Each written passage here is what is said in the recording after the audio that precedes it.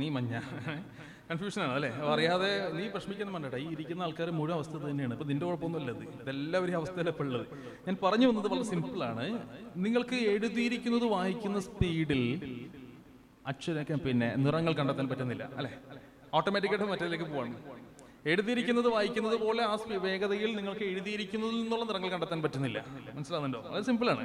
അതിന് കാരണം എന്തെന്നാൽ നമ്മുടെ തലച്ചോറിന് രണ്ട് ഭാഗമാണ്, right and left hemisphere of the brain. രണ്ടെണ്ണം ഉണ്ട്, വലത്തെ അർദ്ധഗോളവും ഇടത്തെ അർദ്ധഗോളവും. കണ്ടോ? നിങ്ങൾ നോക്കുക, ശരിക്കും ശ്രദ്ധിക്കണം. ആ ചോദ്യത്തിന്റെ മറുപടിയാണ് ഞാൻ പറയുന്നത്. ഏതാ? വലത്തുവശത്തൊരു ബ്രെയിൻ കാണാം, ഇടതുവശത്ത് മറ്റൊരു ബ്രെയിൻ കാണാം അല്ലേ? ബ്രെയിൻ്റെ രണ്ട് ഭാഗങ്ങൾ കാണാം. വലത്തോട്ട് നോക്കി ശരിക്കും ശ്രദ്ധിച്ച് നിങ്ങൾക്ക് കാണാൻ പറ്റും, ഒരു ആസ്വാദനത്തിന്റെ ഭാഗമാണ് അല്ലേ? ആളുകളൊക്കെ ഇങ്ങനെ ഒരു പാർക്കിലിരിക്കുന്നു, തമാശയൊക്കെ പറഞ്ഞിങ്ങനെ ഇരിക്കുന്ന രംഗം. ഇടതുവശത്ത് നിങ്ങൾക്ക് കുറെ ക്യാബിനുകൾക്കുള്ളിൽ ഇരുന്നു കൊണ്ട് കാര്യമായ ചില വർക്കുകളൊക്കെ ചെയ്യുന്ന ഒരു ഓഫീസ് സെറ്റപ്പാണ് നിങ്ങൾക്ക് ലെഫ്റ്റിൽ കാണാൻ പറ്റുന്നത്. കണ്ടോ? അപ്പൊ ഈ രണ്ട് തലച്ചോറിന്റെയും പണി രണ്ടാണ്. വലത്തെ തലച്ചോറ് ആസ്വാദനത്തിന്റെ ബ്രെയിൻ ആണ്. സൈക്കോളജി പഠിപ്പിക്കുന്നു, the right brain is the emotional brain. വൈകാരിക തലച്ചോറാണ് വലത്തെ തലച്ചോറ്. Left brain is the intellectual brain. ബൗദ്ധിക തലച്ചോറ്, ബുദ്ധിയുടെ തലച്ചോറാണ് ഇടത്തെ തലച്ചോറ്.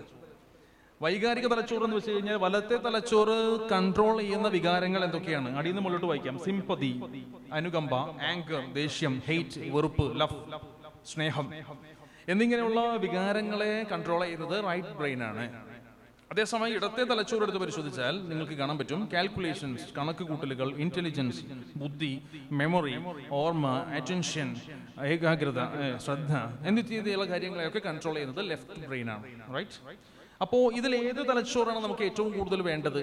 തലച്ചോറ് വലിപ്പം തന്നെ ഫംഗ്ഷനാലിറ്റിയെ പറ്റിയിട്ടാണ്, ധാർമ്മികതയെ പറ്റിയിട്ടാണ് ഞാൻ പറയുന്നത്. ധർമ്മപരമായി ഏതാ നമ്മുടെ മക്കൾക്ക് കൂടുതൽ വേണ്ടത്? ഏതാ കൂടുതൽ വേണ്ടത്? വലതാണോ ഇടതാണോ? റൈറ്റ് ആണോ ലെഫ്റ്റ് ആണോ? റൈറ്റ് കൂടുതലുള്ള കുട്ടിക്ക് എന്ത് പറ്റുമെന്നറിയോ? ഭയങ്കര ആരെന്ത് ചോദിച്ചാലും സിമ്പതി കൂടുതലായിരിക്കും, എന്ത് എടുത്തും കൊടുക്കും, നിസ്സാര കാര്യങ്ങൾക്ക് ദേഷ്യപ്പെടും, ആങ്കർ. 10-12 വയസ്സ് കഴിയുമ്പോഴേക്കും ഉപ്പാനെ കാണാൻ എനിക്ക് വെറുപ്പാണ്, ഹെയ്റ്റ്, അത്തരം വാക്കുകളൊക്കെ പറയാൻ തുടങ്ങും. പിന്നെ അങ്ങോട്ട് പോയി കഴിഞ്ഞാൽ 10-14 വയസ്സെത്തി കഴിയുമ്പോൾ പിന്നെ അടുത്ത സ്നേഹം, കുടുംബത്തിലുള്ളവരല്ല പുറത്തുള്ളവരോട്, ആ അവസ്ഥയിലെത്തും. മനസ്സിലാകുന്നുണ്ടോ? അപ്പൊ നമ്മുടെ റൈറ്റ് ബ്രെയിൻ അല്ലേ നമ്മുടെ മക്കൾക്ക് കൂടുതൽ വേണ്ടത് അല്ലേ? അല്ലേ? അപ്പൊ മാറി ഏതാ വേണ്ടേ? രണ്ടും വേണം. ഫങ്ഷനാലിറ്റിയിൽ ചിന്തിക്കാൻ പറ്റുന്ന തലച്ചോറ് വേണം, വൈകാരിക തലച്ചോറ് വേണം. തീരെ വേണ്ടെന്നല്ല, തീരെ വലത്തെ തലച്ചോറ് ഇല്ലാത്ത ഒരാള്, ബ്രെയിന് റൈറ്റ് ബ്രെയിന് ഒരു ഫംഗ്ഷനാലിറ്റി ഇല്ലാത്ത ഒരാളെടുത്ത് എന്തെങ്കിലും വേണമെന്ന് പറഞ്ഞാൽ അവസ്ഥ എന്തായിരിക്കും? എന്താ പേര്? എവിടെന്നാ വരുന്നത്? പേര്, ഊര്, ജാതകം എല്ലാം ചോദിച്ചിട്ട് അവസാനം 50 വയസ്സ് എടുത്ത് കൊടുക്കും അല്ലേ? ഒരു വൈകാരികമായൊരു അടുപ്പ് ഒരാളോടുണ്ടാവില്ല, വല്ലാത്തൊരു ഹാർഷ് സ്വഭാവമായിരിക്കും. അപ്പോ ചെറുനാരങ്ങ വെള്ളത്തിൽ നന്നായിട്ട് പുളിയുള്ള നാരങ്ങ കലക്കിയ വെള്ളത്തിൽ ഒരല്പം ഉപ്പിട്ടാൽ, പഞ്ചസാര കലക്കിയ നാരങ്ങ വെള്ളത്തിൽ അല്പം ഉപ്പിട്ടാൽ ടേസ്റ്റ് കൂടും എന്ന് പറഞ്ഞാൽ ആ ഉപ്പിടുന്ന പോലെ വേണം റൈറ്റ് ബ്രെയിൻ. ശരിക്കും വേണ്ടത് ലെഫ്റ്റ് ബ്രെയിൻ ആണ്. Attention, memory, intelligence, calculations, concentration, ഇതൊക്കെ കുട്ടികൾക്ക് കൂടുതൽ കിട്ടാൻ പറ്റുന്ന ലെഫ്റ്റ് ബ്രെയിൻ വേണം. അപ്പോൾ വികാരങ്ങളെ തീരുമാനിക്കുന്ന തലച്ചോറാണ് നമ്മുടെ മക്കളെ കൊണ്ട് ദുർവാശി ഉണ്ടാക്കുന്നത്, ദുശ്ശീലങ്ങളിലേക്ക് പെടുത്തുന്നത്. കുട്ടികൾക്ക് കൂടുതൽ ആസ്വാദികരമായ അവസ്ഥകൾ ഒരുക്കി കൊടുക്കലാണ് തീർച്ചയായിട്ടും അത്തരം വിഷയങ്ങൾക്ക് കാരണം. അതുകൊണ്ടാണ് ഞങ്ങൾ വളരെ വ്യക്തമായിട്ട് പറയാറുണ്ട്, TV കാണുന്നിടത്ത് വളരെ കൺട്രോൾ വേണം. കണ്ടിന്യൂസ് ആയിട്ട് കുട്ടികളെ ഇരുത്തി ടെലിവിഷൻസ് കാണിച്ചു കഴിഞ്ഞാൽ TV-യുടെ മുന്നിലേക്ക് വന്നിരിക്കുമ്പോൾ തന്നെ ഓട്ടോമാറ്റിക് ആയിട്ട് നമ്മുടെ തലച്ചോറിൽ നിന്ന് ഉൽപ്പാദിപ്പിക്കുന്ന ബ്രെയിൻ വേവ്, അതിനെ ശാസ്ത്രം വിളിക്കുന്നത് ആൽഫ വേവ് എന്നാണ്, റിലാക്സേഷൻ വേവ് എന്നാണ്. TV-യുടെ മുന്നിൽ ഇങ്ങനെ വന്നിരുന്ന് റിമോട്ട് കൺട്രോൾ എടുത്തിട്ട് ഓൺ ആക്കുമ്പോൾ സ്ക്രീൻ ഇങ്ങനെ തെളിഞ്ഞ് വരുമ്പോൾ എന്തെന്നില്ലാത്തൊരു സന്തോഷമാണ് അല്ലേ? ഒരു ഫീലിംഗ് ആണ്. അപ്പൊ ഈ റിലാക്സേഷൻ വേവ്സ് റൈറ്റ് ബ്രെയിനെ ഉത്തേജിപ്പിക്കുന്നു. അപ്പോൾ ആസ്വാദ്യകരമായ അവസ്ഥകളിലൂടെ കൂടുതൽ കടന്നു പോകുന്ന കുട്ടികൾക്ക് ദുർവാശിയും ദുശ്ശീലവും ഒക്കെ കൂടുതലായിരിക്കും. അവർക്ക് നമുക്ക് എന്ത് ചെയ്യാൻ പറ്റും? പ്രത്യേക ട്രെയിനിങ്ങിലൂടെ, ടെക്നിക്സിലൂടെ, തെറാപ്പിയിലൂടെ അതൊക്കെ മാറ്റിയെടുക്കാൻ പറ്റും.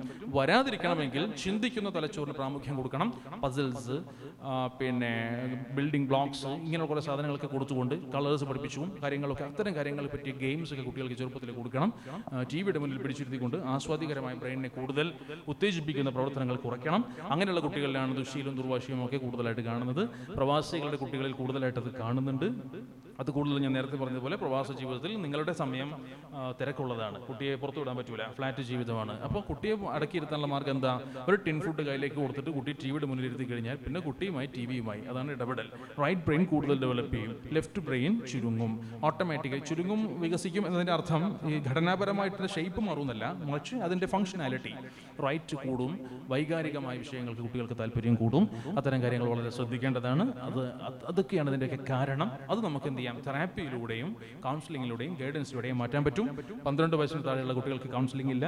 അവരെ എങ്ങനെ ഡീൽ ചെയ്യണമെന്ന് പാരൻസാണ് പഠിക്കേണ്ടത്. അതിന് പാരന്റിങ് ട്രെയിനിങ് കോഴ്സുകളുണ്ട്, പ്രോഗ്രാംസ് ഉണ്ട്, കൗൺസിലിംഗ് ഉണ്ട്. പാരൻസിന് മാത്രം 12 വയസ്സിന് മുകളിലേക്ക് കുട്ടികളിലും നമുക്ക് മാറ്റം ഉണ്ടാക്കാൻ പറ്റുന്ന ടെക്നിക്സും ഉണ്ട്. അതാണ് പ്രധാനപ്പെട്ട കാരണം, പരിഹാരമാർഗം. ക്ലിയർ ആണല്ലോ? ഡൗട്ട്സ് കഴിഞ്ഞു കാണും എന്ന് പ്രതീക്ഷിക്കുന്നു അല്ലേ? ഇനി വേറൊരു പേപ്പർ തന്നിരുന്നു അല്ലേ? 7 വയസ്സായ ഒരു കുട്ടിയോട് ഒരു കാര്യം ആവർത്തിക്കരുതെന്ന് പറഞ്ഞാൽ ആ സമയത്ത് അത് അനുസരിച്ചാലും പിന്നെയും വീണ്ടും അത് ആവർത്തിക്കും. അതിനുള്ള കാരണം ഇത് നമുക്ക് ഇരുന്ന് സംസാരിക്കേണ്ട വിഷയമാണ്. ഏതാണ് ആ പെർട്ടിക്കുലർ വിഷയം എന്ന് നമുക്ക് മനസ്സിലാക്കണം. ആ വിഷയം കിട്ടിക്കഴിഞ്ഞാൽ നമുക്ക് വളരെ സിമ്പിളായിട്ട് അതിനുള്ള മാർഗ്ഗങ്ങൾ ഞങ്ങൾ പറഞ്ഞുതരാം. അപ്പോൾ നിങ്ങൾ എന്ത് ചെയ്യുക, ഈ ചോദ്യകർത്താവ് പേഴ്സണലി നമ്പർ വാങ്ങിയിട്ട് ഒന്ന് കോൺടാക്ട് ചെയ്യുക. അപ്പോൾ പറ്റുമെന്നുണ്ടെങ്കിൽ നേരിട്ട് വന്ന് കാണുക. നമുക്ക് എന്ത് ചെയ്യാം, അതിൻ്റെ പരിഹാരം നമുക്ക് ഉണ്ടാക്കിയെടുക്കാം. ക്ലിയർ? നേരത്തെ പറഞ്ഞ വിഷയവുമായി ബന്ധപ്പെട്ട് കണക്ഷൻ ഉണ്ട്. എന്നിരുന്നാലും ഏത് വിഷയമാണ്, ഒരു പെർട്ടിക്കുലർ സബ്ജക്റ്റിനെ മാത്രം ഫോക്കസ് ചെയ്തുകൊണ്ടാണ് ചോദ്യത്തിൽ തന്നെ മനസ്സിലാവും. ഒരു കാര്യം ആവർത്തിക്കരുതെന്ന് പറഞ്ഞാൽ ആ സമയത്ത് അത് അനുസരിച്ചാലും പിന്നെയും വീണ്ടും ആവർത്തിക്കും. അപ്പോൾ പ്രധാനമായിട്ടും ഏത് വിഷയമാണ്, ഏതുമായി ബന്ധപ്പെട്ട് ഇപ്പോൾ വീഡിയോ ഗെയിം കളിക്കുക, മൊബൈൽ യൂസ് ചെയ്യുക, TV കാണുക, അതോ ഭക്ഷണം കഴിക്കാതിരിക്കുക എന്നിങ്ങനെ പല കാര്യങ്ങളാണ്. പഠിക്കാതിരിക്കുക, പല വിഷയങ്ങളാണ്. അപ്പോൾ ഓരോന്നിനും അതിൻ്റേതായിട്ടുള്ള ചില ടെക്നിക്സിലൂടെ നമുക്ക് മാറ്റം ഉണ്ടാക്കിയെടുക്കാൻ സാധിക്കും.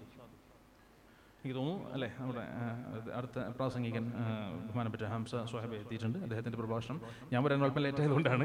എൻ്റെ ട്രെയിൻ ഉദ്ദേശിച്ച ട്രെയിൻ കിട്ടിയില്ല, അതുകൊണ്ടാണ് ഇത്ര ലേറ്റ് ആയത്. ഓക്കെ, വലിയ സന്തോഷം വരാനും എൻ്റെ പ്രിയപ്പെട്ട പ്രവാസി സുഹൃത്തുക്കളുമായി ഒന്നിച്ചിരിക്കാനും ഒക്കെ സാധിച്ചതിൽ. പ്രവാസ ജീവിതത്തിൽ ചെറിയ ഒരു ഓർമ്മ മനസ്സിലുണ്ടാകണം. അകലെയുള്ള ഒരു സഹോദരന് വേണ്ടിയിട്ടുള്ള അകലെ ഇരുന്നുകൊണ്ടുള്ള ദുആക്ക് വലിയ ഇജാബത്താണ്. അപ്പോൾ നിങ്ങൾ നാട്ടിൽ നിന്ന് അങ്ങോട്ട് പോയാലും അവിടെ എത്തുമ്പോഴൊക്കെ നമുക്ക് വേണ്ടിയിട്ട് ദുആക്കണം. അവിടെ നിന്നുള്ള ദുആക്ക് വലിയ ഇജാബത്തുണ്ട്. നിങ്ങൾക്ക് വേണ്ടി ഇവിടെ നമ്മൾ വേറെ ഇജാബത്തുണ്ട്. അങ്ങനെ തന്നെ അല്ലാഹു നമ്മെല്ലാം ദുആക്ക് ഇജാബത്തുള്ളവരുടെ കൂട്ടത്തിൽ ഉൾപ്പെടുത്തി അനുഗ്രഹിക്കുമാറാകട്ടെ എന്ന് മാത്രം ദുആ ചെയ്തുകൊണ്ട് തൽക്കാലം എൻ്റെ എളിയ വാക്കുകൾക്ക് വിരാമം കുറിക്കുന്നു. സുബ്ഹാനക അല്ലാഹുമ്മ വബിഹംദിക അഷ്ഹദു അൻ ലാ ഇലാഹ ഇല്ലാ അൻത അസ്തഗ്ഫിറുക വഅതൂബു ഇലൈക് വആഖിറു ദഅവാനാ അനിൽ ഹംദുലില്ലാഹി റബ്ബിൽ ആലമീൻ. അസ്സലാമു അലൈക്കും വറഹ്മത്തുള്ളാഹി വബറകാതുഹു.